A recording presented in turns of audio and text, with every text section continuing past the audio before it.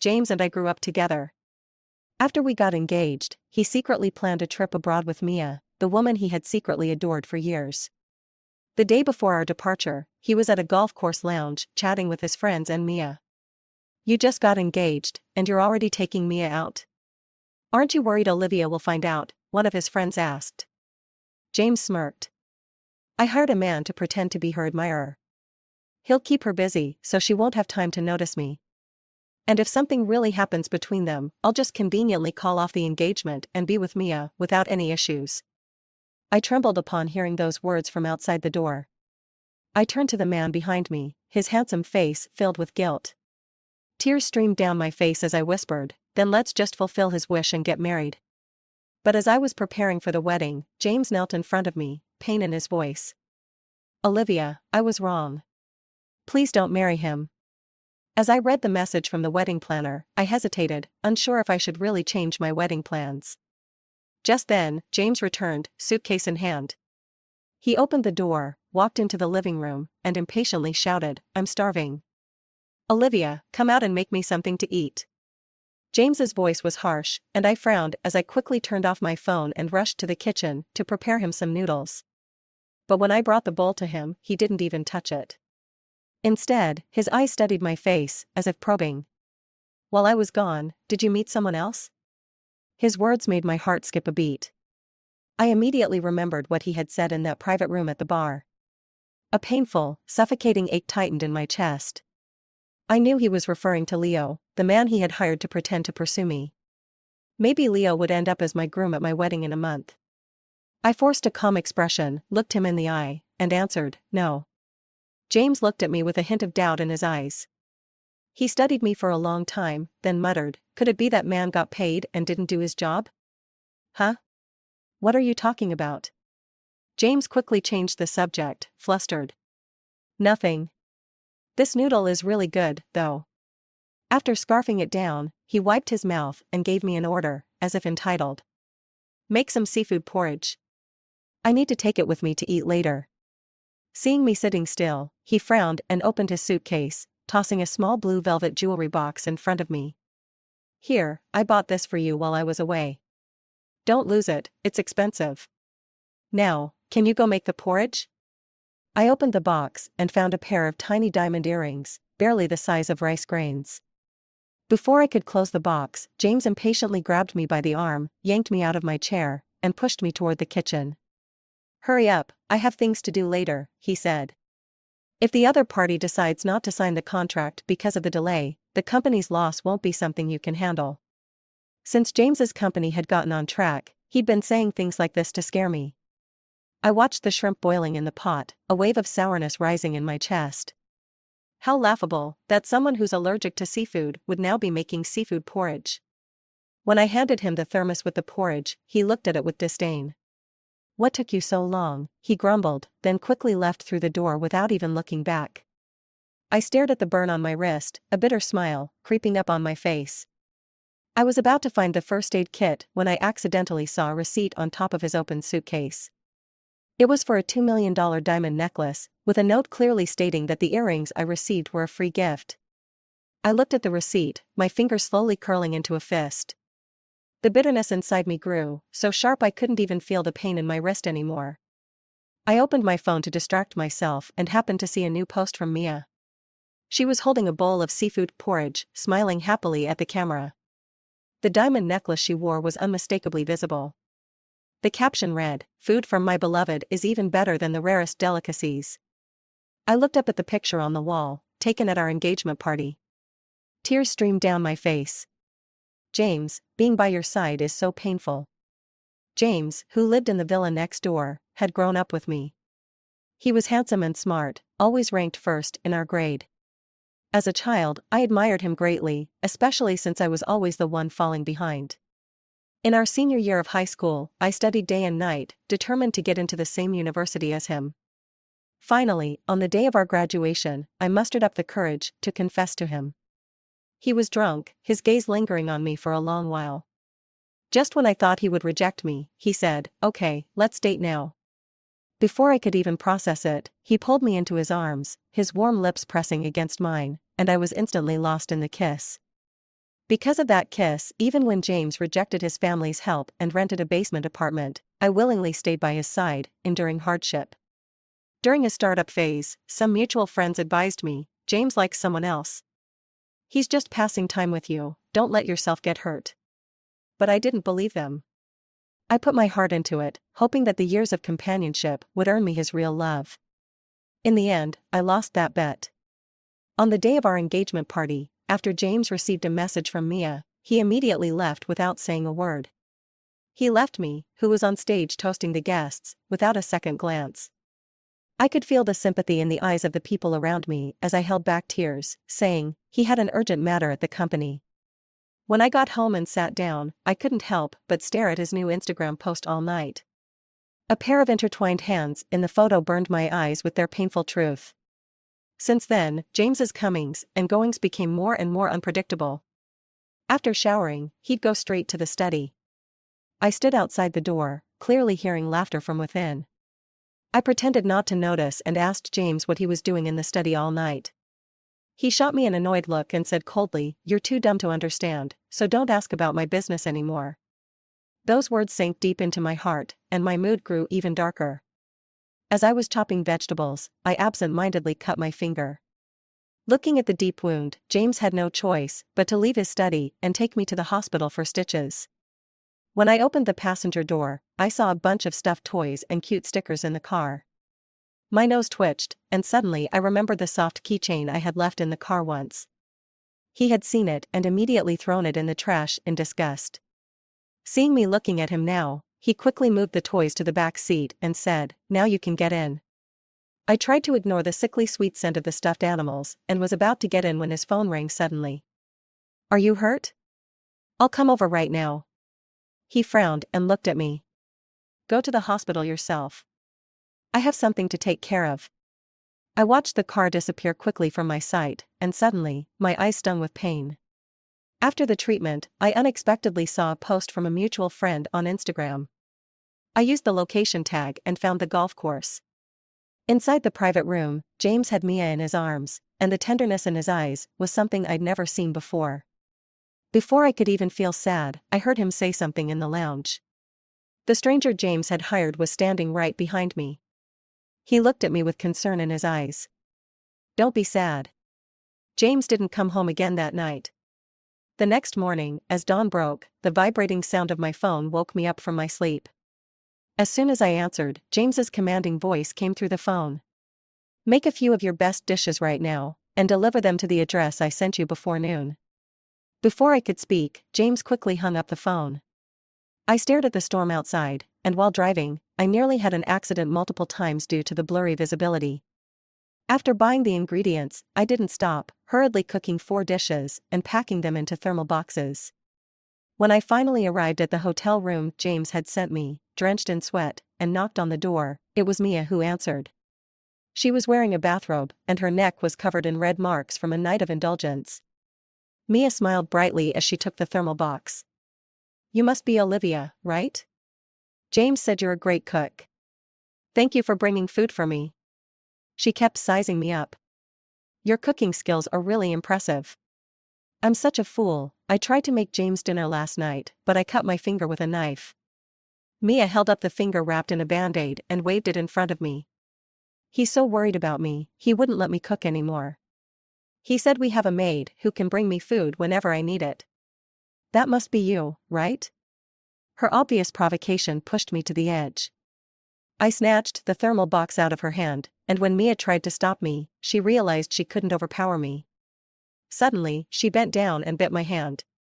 The pain from her teeth sinking into my flesh made me immediately release the box. The thermal box fell to the ground, and the food scattered everywhere. Some of the food even splashed onto her legs. When she felt the grease on her legs, she quickly let go and screamed in panic. Hearing Mia scream, James rushed out of the room. Bare-chested, he anxiously pulled Mia into his arms and asked, "What happened?" The tenderness in his eyes was something I had never seen in all the years we'd been together. Mia didn't say anything. She pointed at me and pretended to be scared, hiding in James's embrace. James frowned and, in a loud voice, demanded, "What did you do to Mia?" "I only asked you to bring over some food." how did you end up causing the scene? If Mia's finger hadn't been cut 5 millimeters yesterday, I wouldn't have let you come. I defended myself, feeling wronged. She bit me first. I raised my hand, which was bleeding from where Mia had bitten me, but James became even more impatient. It's just a little blood. How can that compare to Mia's finger? Mia is always so kind and gentle. If I find out you've bullied her again, I'll cancel the engagement immediately. James coldly tried to close the door, but I quickly stepped forward and shoved my hand into the gap. James yelled, "Do you want to lose your hand?" I ignored the fury on his face and bluntly asked, "Are you cheating on me right in front of me?" As soon as I said this, panic flashed across his face. James faltered, "What nonsense are you talking about? I'm just taking care of an old friend." He pushed my hand away and, without hesitation, slammed the door shut. I stood there, dazed, outside the hotel room. When I finally returned home, exhausted, my phone rang. It was James's mother. "Don't forget, you and James need to attend your grandmother's birthday banquet in 3 days." I suppressed the pain in my heart and replied, "Okay." Attending the banquet as his fiancé would be the last thing I'd do for his family. Once the birthday celebration was over, I would leave. On the day of the banquet, many guests arrived at the old mansion. As James and his father's reputation in the business world grew, almost everyone who wanted to make connections showed up at the event. After some grooming, Mia looked young and beautiful, and the white dress made her appear even more gentle and lovely. James, standing beside her, had his arm around her waist, and the two of them toasted guests like a married couple. I stared at the pair, standing on the stage like a perfect match. My heart felt like it was being gripped tightly by a large hand, unable to breathe. A servant, noticing my sour expression, hurried over and respectfully said, "Mississippi." The lively chatter among the guests suddenly quieted down. They looked at me and the couple in the center of the room with curious gazes. Whispers started behind me. "So she's the fiancé, huh? And the one standing there? Shoo, don't talk about these things. It's dangerous to offend them." I clenched my fists at my sides, and when James's gaze fell on me, I forced a dignified smile. But instead of pulling back, James's behavior became even more reckless. In front of all the guests, he casually took Mia's hand and walked up to me. "You're so late. Don't even have the awareness of being a fiancé. If you can't be a proper daughter-in-law, just step aside and let someone else take your place." Although James didn't mention Mia's name explicitly, it was obvious to anyone that the person he was interested in was the woman in his arms. James frowned and gave me a look of disdain. "I honestly wonder if I was out of my mind back then, to ever be with you. You've really lowered my standards." As soon as he said that, the guests looked at me with strange eyes, and I could hear soft murmurs behind me. James ignored the redness in my face, his gaze soft as he looked at Mia. He wrapped his arm around Mia's waist and loudly announced to the guests, "My engagement to Olivia was never something I wanted. The one I truly love is someone else." He bent down and lightly kissed Mia on the lips, before continuing, "I hope everyone will take care of Mia in the future."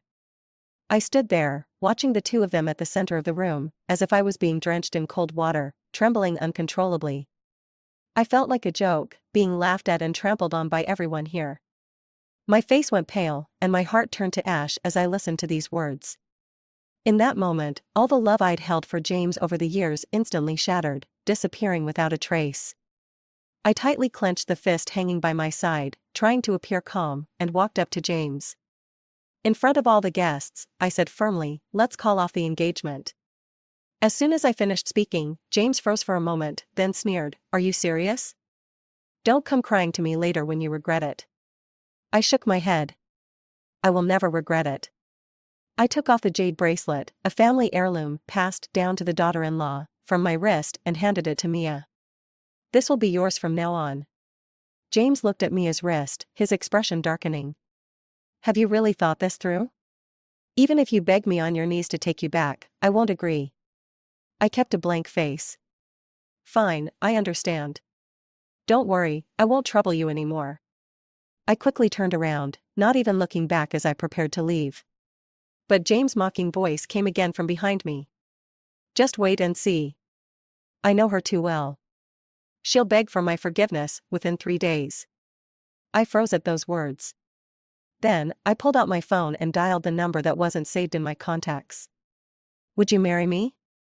The other side was silent for a long time, no response. Just when I thought he was going to refuse, he suddenly spoke. "All right, let's get married." It was Leo, the man James had hired to pretend to be interested in me. Leo spoke softly, "I'll come pick you up tomorrow." I thought he was joking, but to my surprise, the doorbell rang early the next morning. When I opened the door, still rubbing my swollen eyes from crying, Leo was standing there, dressed sharply. Seeing his face, I suddenly wanted to ask how much James had paid him for this role, given his looks. Seeing my grim expression, a hint of pity flashed in Leo's eyes. "Are you crying over him?" I forced a smile. "No, it was just dust in my eyes." I was about to ask what he needed when, with a resigned expression tinged with affection, he said, "Didn't we agree? I'm here to pick you up. We're getting married soon. As a man, I can't let you handle everything for the wedding on your own. You shouldn't even be taking solo wedding photos by yourself." Hearing the word wedding, my lips trembled. Leo saw me standing there, motionless, and patiently guided me to the bathroom to help me wash up. By the time I came to, I was already dressed and ready, standing at the door. Leo was half squatting in front of me, zipping up my dress like he was taking care of a child. His patience rivaled that of my mother. At the same time, he noticed the suitcase in the living room. He cautiously asked, "Are you moving out?" "Yes, I've already found a new place." For some reason, when I said that, I saw a slight look of joy on Leo's face. On the way to the bridal shop, Leo offered to drive. The shop assistant greeted me with a big smile when I entered. "Miss Olivia, welcome." But when her eyes shifted to Leo, her smile faltered for a second. "And this is?" "He's my fiancé," I replied. Then Mr. James?" "I've broken up with him." I clenched the hand by my side, trying to appear calm. "You can contact him for anything related to the wedding from now on." Just as I finished speaking, a familiar voice came from inside the shop. "Do you have any new wedding dresses?" Mia asked, dragging a massive skirt behind her as she walked out. Behind her was James, the man I had broken up with the night before. Now, I finally understood the complex smile on the assistant's face. When James saw us in the bridal shop, he froze for a moment, then a smug grin appeared on his face. "You're already regretting it after just one night, huh? You even followed me to the bridal shop. I warned you that breaking up would be easy, but getting back together would never be that simple." Seeing me standing silently, James arrogantly continued, "Today's Mia's birthday. I came here with her to take some wedding photos, to fulfill her wish. Don't make a scene and embarrass yourself." At those words, my gaze changed. When I first got together with James, his handsome face and wealthy background often attracted women who threw themselves at him. I used to argue with him over these things all the time. But now, having given up on him, I just coldly watched him ramble on. "Are you done? I'm about to take wedding photos with my fiancé. Please move aside." James looked at me in disbelief. "Fiancé?" James suddenly burst out laughing. "Ever since you've been with me, no other man has appeared in your life, except for..." I looked at James, who was about to slip up, and asked, "Except for what?" "Nothing." He paused awkwardly, then continued, "Olivia, you're so dumb. You lie without thinking." I stared at him, trying to read his intentions. Without hesitation, I hugged Leo's waist. I slowly stood on tiptoe and pressed my lips to his. "This is my fiancé. Please step aside, don't waste our time here." James' eyes widened in anger. He yanked my arm and shouted, "You're cheating on me right in front of me?" I stared him down defiantly. "We've broken up. Who I'm with now is none of your business. And as for who's cheating, anyone with eyes can see," I said, looking pointedly at Mia.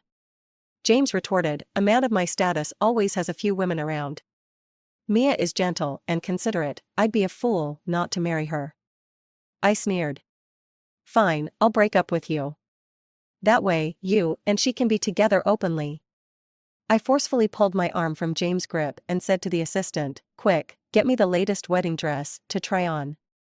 I'm too busy to waste time here." As I was about to go upstairs to choose a wedding dress with Leo, James suddenly blocked my path with a long stride. "I'm giving you one last chance. Let go of his hand, come to me right now, and I'll forgive you and let you stay as my fiancé. I coldly replied, thanks, but I don't need it. James was so enraged, he was breathing heavily. When he tried to pull me again, Leo instantly stepped in front of me. His cold, deep voice echoed, Mr. James, please stay away from my fiancé. Otherwise, I won't be so polite.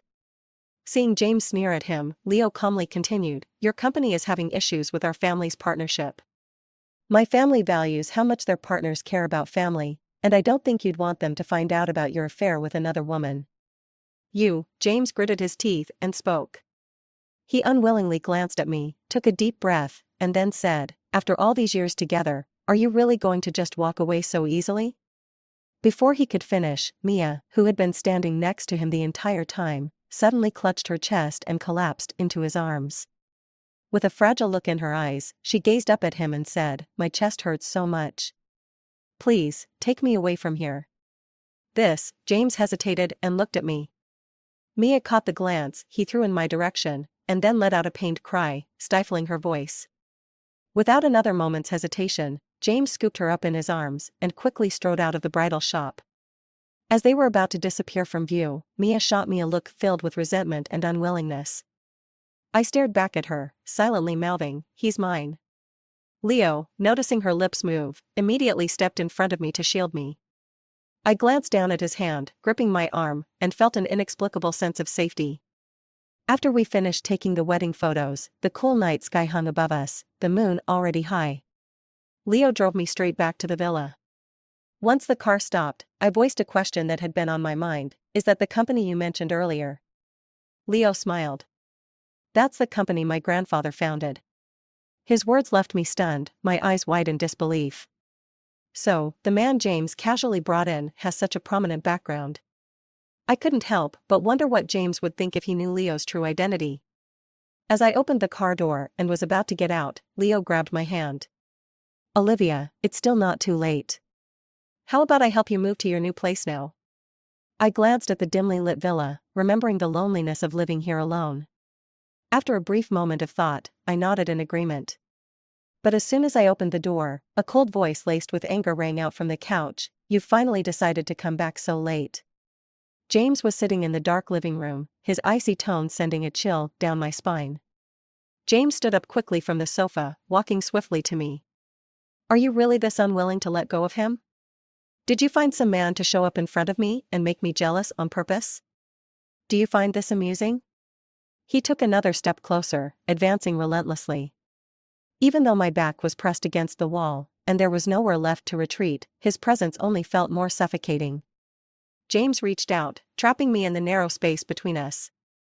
He lowered his head, his eyes dark with intensity, as he stared down at me. I'm giving you one last chance. If you apologize, I'll still allow you to be my fiancé. I met his eyes with coldness. James, was I not clear enough before? We've broken up, and I don't want to see you again. This is the last time I'm ever coming to this house, and I'm only here to pick up my things. My fiancé is waiting for me outside, so don't waste my time. James smirked, his lips curling upward. You think I'll believe your lies? Isn't all this just a game to make me chase after you? I see through your little act already. Stop playing it. My patience is running thin. James's body was so close that I could feel his breath on me. Such intimate gestures were once something I longed for on countless nights. But now, with his warmth so near, all I felt was disgust. I frowned and looked at him. You really are a strange person. Didn't you used to dream of me leaving you? I locked my gaze with his, speaking coldly, the things you said that day, in the golf lounge with Mia, I heard everything. The man you saw today? He's just someone you hired to pretend to pursue me. I've already decided to marry him. So now you don't need to keep spending money to get rid of me, and you can be with the person you truly love. Why won't you just let me go? Isn't this exactly what you wanted? James's face shifted, panic and confusion flashing in his eyes, but he kept pressing his body closer against me. He tried to cover my mouth, as if stopping me from speaking would ease his mind. Just as I felt my breath getting shallow, the crystal chandelier in the center of the living room flickered to life. Mia stood at the top of the stairs, furiously shouting, "What do you think you're doing?" Hearing her shout, James instinctively pulled away from me, his grip loosening. Mia stormed down the stairs, seething with anger. Olivia, I didn't expect you to look so innocent while you're stealing other women's men. You already broke up with James, so why come back here? She raised her hand, aiming to slap me across the face. I quickly grabbed her wrist with one hand, and with the other, slapped her hard across the face. Her pale cheeks immediately turned red and swollen. I looked at her with a neutral expression.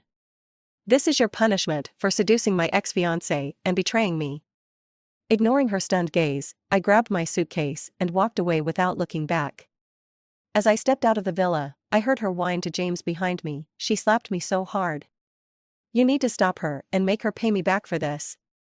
I snorted in amusement, but when I reached the car, James was nowhere to be seen. Leo, waiting in the driver's seat, quickly took my suitcase and placed it in the trunk. I looked at his handsome face and said, Leo, it's not too late to back out now. Leo's gaze was firm. No, I will never regret this. Since moving back to the house I bought right after graduation, James has been constantly calling and texting me. When he becomes too annoying, I occasionally glance at his messages. They're mostly asking where I'm living and saying that he wants to talk things over with me. Lately, I've been so caught up with explaining to my parents about my sudden marriage to Leo and planning the wedding that I had enough and blocked his number. While I was choosing invitation card styles in the wedding studio, an unfamiliar call came through. I answered it, but the other side stayed silent for a long time. Just as I was about to hang up thinking it was a spam call, a low voice came from the speaker. Let's talk. I'm right outside the studio. I went to the second-floor window and saw James standing outside.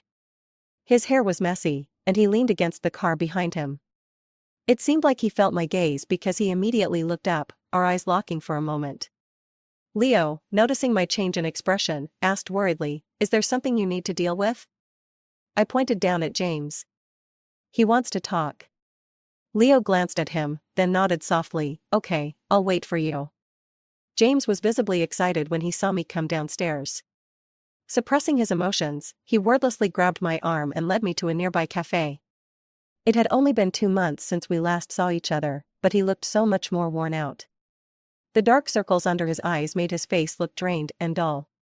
After a long silence, his first words were, I regret it. He looked guilty. I used to hurt you for people who weren't even worth it. I was such an idiot. After you left, I realized I really can't live without you. I've gotten so used to having you by my side, wherever I am, whenever I need you. Turns out, I've always loved you. I didn't cherish you before. Please come back to me. I promise I'll love you wholeheartedly from now on. I stared at him, expressionless, then remembered the message from a mutual friend.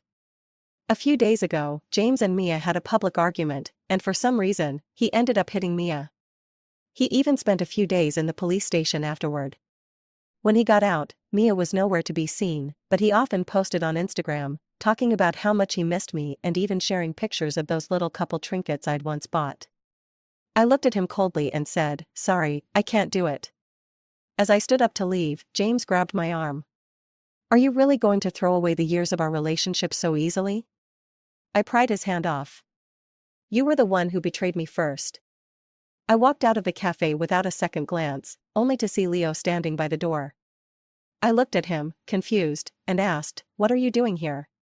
Leo took my hand with practiced ease and replied, I was worried he'd hurt you. The sincerity in his eyes didn't feel fake. Spending time with him these past weeks, I had felt warmth from him that I had never known before. It was a warmth that came with a sense of familiarity. For a moment, I couldn't tell if he really had no feelings for me at all. Leo noticed I was staring at him blankly. He smiled and gently patted my forehead. What are you thinking about? I was wondering if we had met before. Leo smiled without answering, but the joy in his eyes grew stronger. He changed the subject. When the time is right, I'll tell you everything. For now, let's go deliver the invitations.